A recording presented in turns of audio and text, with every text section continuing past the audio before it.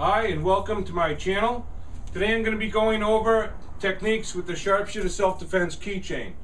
Now of course if someone's stabbing at you with a knife, you can stay in range and swing back and hit the blade this way, or if you have this engaged, you could hit it this way, okay?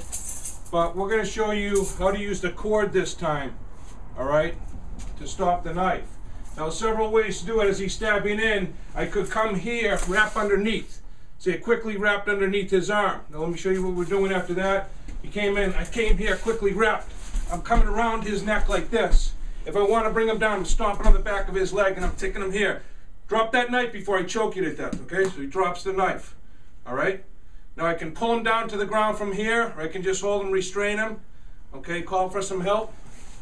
Now, if he stabs in and I happen to have it here and he went above it, I can still wrap it around. So all I did was this, is I moved it up. I've got to avoid the knife, wrap it around. I'm going to quickly bring my arm up and over, showing you slow motion.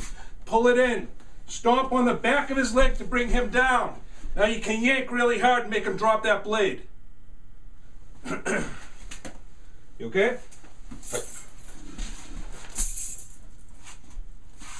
We're going to be putting more techniques like that on here, so stay tuned for more self-defense techniques with the Sharpshooter Self-Defense keychain.